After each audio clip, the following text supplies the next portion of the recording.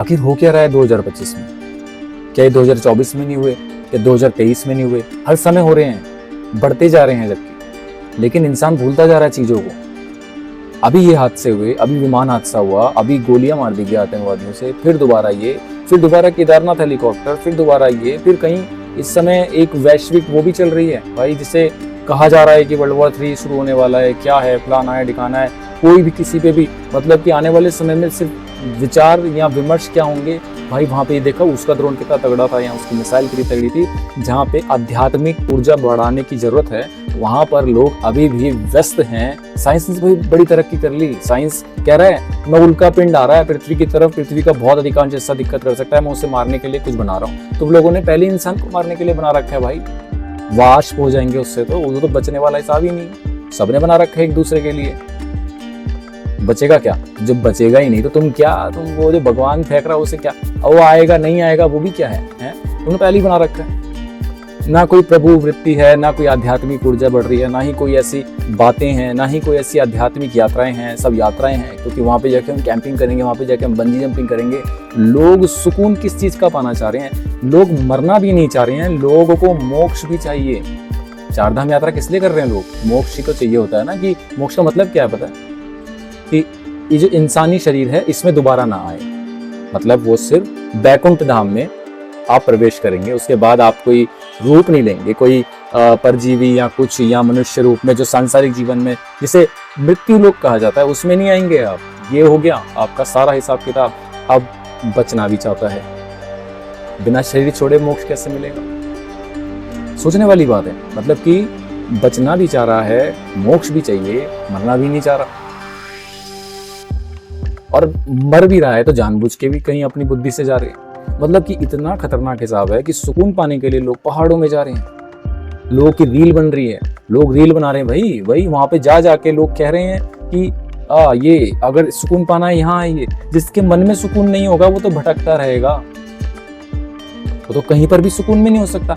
2 दिन पहाड़ देख के आ जाओगे तुम। और वो भी आजकल ऐसे ऐसे हादसे हैं कि पता ही नहीं चल रहा है कौन से पहाड़ देख के आ भी पा रहे हो कि नहीं आ पा रहे हो। कौन सा वहां पे ठंडा है चले गए, कितना भागोगे ठंडक से भाई?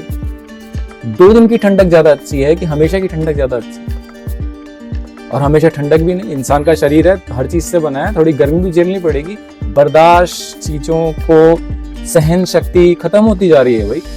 कोई सोच ही नहीं पा रहा कैसे बात बनेगी नहीं बनेगी, बस धड़ल्ले से चल रहा है। किस न्यूज पे टिके हैं? उधर से कोई बम गेर दे रहा है, कोई कुछ है, कभी कोई फलाना इजराइल ईरान, कभी इंडिया पाकिस्तान, कभी उधर से गाजा, ये वो।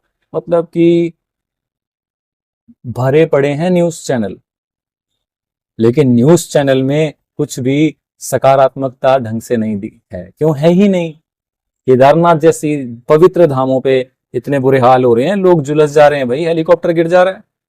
जब तुम्हारी सहन शक्ति नहीं है, तुम किस बात के जा रहे हो भाई? तुम पैदल जाओ यार, थोड़े से थकोगे यार, हैं, बचोगे तुम भी। इररिस्पॉन्सिबल, गैर जिम्मेदारी की भी एक हद होती है। पहले के लोग नहीं गए क्या? तब हेलीकॉप्टर था। अरे भाई मेंटेनेंस नहीं होती है इन सब चीजों की। हर कोई इंसान अधर्म से पैसा बचाने की कोशिश करता है भाई। नहीं लगाता कोई पैसा, सोचता है एक बार लगाएं उसके बाद चलता रहे उड़ता रहे। नहीं होता ऐसे भाई। पैसा लगेगा, मेंटेनेंस चाहिए हर एक चीज की भाई। पैसा जहां कम होगा, कुछ होगा, जुगाड़ लगा रखा होगा, वहां अधर्म बढ़ेगा। अधर्म बढ़ेगा तो भाई ऐसा ही रहेगा। कभी गंगा जी में गाड़ियां बह जा रही, कभी कुछ है, तैरने वाले लोग गंगा जी में डूब जा रहे हैं। इतना बुरा हाल है। मतलब वातावरण ऐसा है कि अगर कोई लंदन पहुंच भी गया ना तो एक दिन घूमेगा, रात को फिर अपने रूम में जाएगा, जो भी रूम ले रखा होगा वहां रूम में रह के फिर वो क्या बोलेगा? वो बोलेगा अगले दिन हमने इस जगह घूमने जाना है। क्या पता चल रहा है रात को वो शहर दूसरे शहर से ड्रोन खेलने लग गए, मिसाइल खेलने लग गए, यात्री फंस गया। इतना बुरा हाल है वैश्विक, बता रहा हूं। कुछ कंट्रियां बची हुई हैं, भगवान करे बची रहे भाई।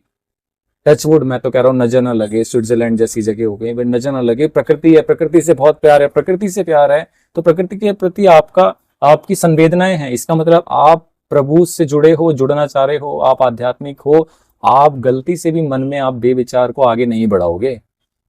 चीजों को समझना पड़ेगा। हम सबको मार्ग देखना पड़ेगा और उस मार्ग पे चलना पड़ेगा यार। नहीं होता, क्योंकि इतनी ज्यादा इतने ज्यादा आचरण खराब हो चुके हैं, इतनी ज्यादा दिक्कतें हैं कि वो अब इस तरीके का रूप ले चुकी हैं। समझ रहे हो आप? ये ऐसे हादसे या फलाने ठिकाने, सुकून लेने जाना तो वहां पे सुकून ही आ जा रहा है, पहाड़ों से बह जा रहे हैं लोग, किसी के कुछ है भाई। सबकी रक्षा का दायित्व भी तो अगर प्रभु ने लिया है तो फिर देखो विनाश भी वही है, क्योंकि वही काल है, वही महाकाल है। हमें समझना पड़ेगा, सोच समझना पड़ेगा कब हम निकलें, कब हम फैमिली लेके निकलें। जरूरी नहीं है यार तुम्हारे पास पैसा बहुत है तो तुम जबरदस्ती घूमने जाओ। आप पहले उस जगह का जायजा करो और थोड़ा सा दिमाग भी शांत करो। लोग आपस में ही रास्ते में भिड़ भिड़ के मर जा रहे हैं भाई। मिसाइल विसाइल तो, या कोई प्राकृतिक आपदा तो बहुत दूर की बात। इतना ज्यादा तामसिक, क्रोध, सब कुछ बढ़ता जा रहा है। हर कथन सत्य होता जा रहा है, सत्य करे जा रहा है, क्योंकि अभी भी इंसान की बुद्धि पे इतनी ताकत दे रखी है कि वह रुक सकता है, रोक सकता है। वो दृढ़ निश्चय करे तो क्या नहीं कर सकता, बहुत कुछ कर सकता है। पल भर में वो भी बदल सकता है बहुत चीजें, लेकिन वो सब कुछ उसके ऊपर छोड़ रखा है। प्रभु अपना निर्णय किसी को थोपते नहीं है, क्योंकि उन्होंने मनुष्य इंसान को सर्वश्रेष्ठ बोला है, क्योंकि उसमें सोचने समझने की, सही गलत को आंकने की शक्ति है।